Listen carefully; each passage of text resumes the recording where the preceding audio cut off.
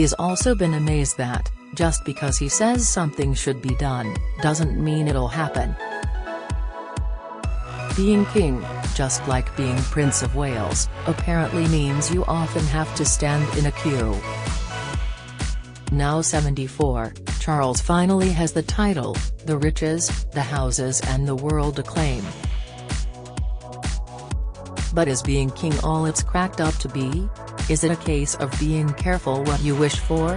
The first thing to say is that the monarch is discharging exactly the same duties as his mother, Queen Elizabeth II, who was 96 and still reading her red boxes daily when she died.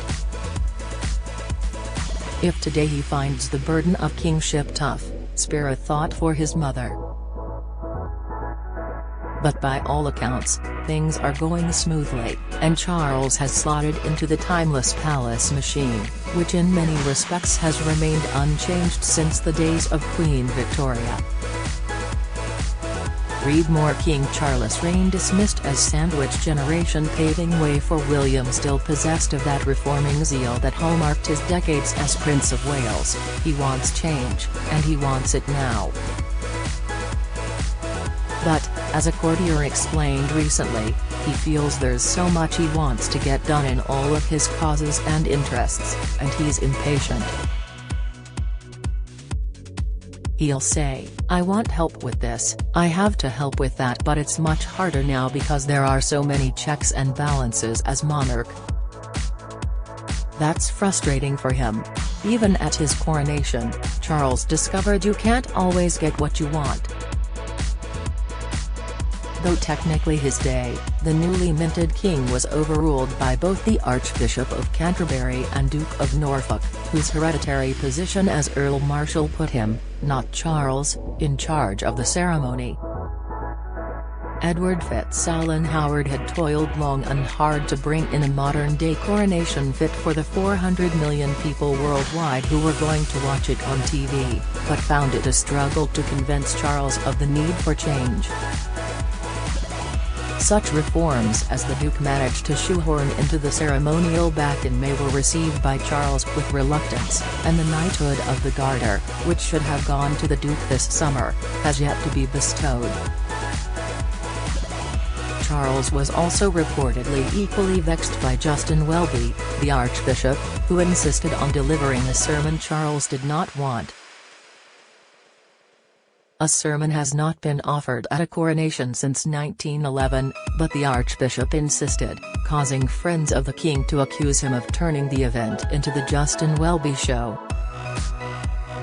But being sovereign does have its bonuses, and the laggardly investigation into the Cash for Honours scandal which overshadowed Charles's last year as Prince of Wales has melted away. There were claims Charles's former right-hand man Michael Fawcett had engineered cash payments to help secure a knighthood for Saudi tycoon Mahfouz Murray Mubarak bin Mahfouz. Supporters of the king will say that's not how it was, and anyway, Charles knew nothing about it. However, those who have followed the case closely criticize the lukewarm Metropolitan Police response to a problem they feel was fundamental to the honesty and probity of the crown. In short, police appear to have tugged their forelocks to the palace. Fawcett was never interviewed by the police. So is that the end of the matter? It shouldn't be, but honorable men have surrounded the throne to protect the new king, and they seem to be doing an effective job. A palace courtier recently remarked that Charles was unprepared for the problems and tasks awaiting him, but one lesson he had discovered early is that you may be king but you remain the servant of politicians. In her brief 7 weeks as Prime Minister, possibly the only memorable thing Liz trusted was to stop Charles from giving a speech at the COP27 climate change summit in Egypt, something deeply personal to him and an event that had been planned for many months. Ms. Truss, less than a month into the job, ordered Charles to stay away, and the king, almost as new in his job and not wanting to rock the boat, complied. Opinions differ as to whether he should have caved into political pressure, and indeed whether he has laid a trap for himself for the future. It was to have been Charles's first overseas trip, an opportunity to lay out his stall to a global audience, but that and other overseas ambitions have proved less fruitful than maybe he hoped. His first state visit to France back in March was cancelled after riots over President Macron's pension reforms erupted in Paris, Bordeaux, and elsewhere.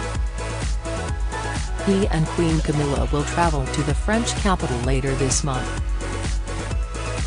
And then Australia, as always, a thorn in the royal side, as the recent Women's World Cup clearly demonstrated. A big row erupted over Prince William's decision not to attend the final in Sydney, with many accusing him, as president of the Football Association, of caring less about the fortunes of England's female squad than he did their male counterparts. William's defenders pointed out he was prevented by protocol from attending. He couldn't set foot on Australian soil until the new monarch, his father, had done so. Fingers then pointed at Australian Premier Anthony Albanese, saying he had not extended an invitation to Charles, who therefore was prevented from visiting this important outpost of the Commonwealth. A frustrating 0-0 political draw. The row detracted from the Lionesses' epic performance in the World Cup, but had nothing to do with Charles, any more than it did William. Sometimes, the king was learning, things are beyond your control and you just have to make the best of it. Indeed, the Commonwealth, the international body Queen Elizabeth II prized and cherished above all else and solid as a rock for 74 years, also suddenly started to look a little shaky. Charles, as head of the 56-nation group, will have been alarmed by Australia's decision in July to cancel the 2026 Games on grounds of cost. They were due to take place in the state of Victoria, but political leaders now say they can't afford to host the Games, which have been going since 1930. Hard on the heels of that bitter blow came the news that Alberta, Canada, had come to the same decision about hosting the next Games in 2030. For a monarch, any diminution of their realm is something to be avoided at all costs, and the Games are an essential part of the ties that bind the Commonwealth's increasingly independent-minded and self-reliant nations. Charles will have his eye on the history books of the future when the effectiveness of his reign will be measured against his predecessors on the throne, and most certainly wouldn't want the Commonwealth to dissolve on his watch. But again, it's out of his hands. Closer to home, worries about Scottish independence are clearly playing a big part in his thinking. The number of photo opportunities of His Majesty wearing the kilt since succession far exceeds those of him wearing a suit. And, even in London, he's made sure his able right-hand man Lieutenant Colonel Johnny Thompson, is seen in full Scottish regimentals just a step behind him. It doesn't take a genius to work out he is worried about a breakaway Scotland. These are the big issues, but, as always, it's domestic trivia which makes headlines. The continuing headache of Prince Harry will probably never go away. Prince Andrew, similarly, is a continuing worry, all the more so because of the many details of his relationship with pedophile Jeffrey Epstein. Now, and in the future, both men pose a considerable threat to the king's reputation. All that said, Charles can look back on his first year with satisfaction.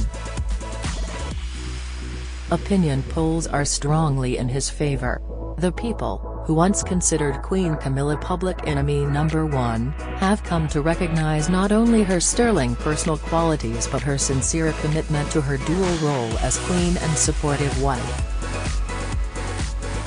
She seems to be enjoying herself, even if at the weekends she insists on retreating to her personal hideaway, Ray Mill House, to relax. The king is an earnest man with a profound desire to help the underdog, more so than any of his predecessors. Charles knows his reign can never match that of his mother, but by all accounts, that's no longer a worry.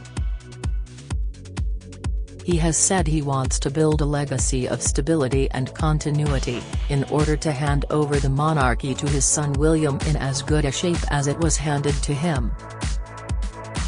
But all that comes at a price.